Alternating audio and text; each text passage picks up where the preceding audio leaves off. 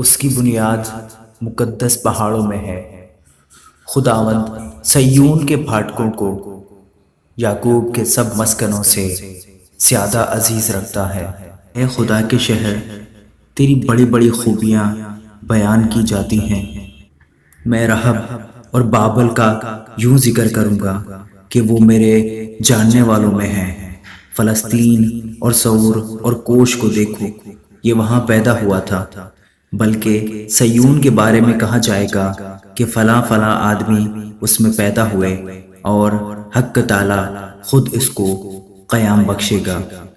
خداوند قوموں کے شمار کے وقت درج کرے گا کہ یہ شخص وہاں پیدا ہوا تھا۔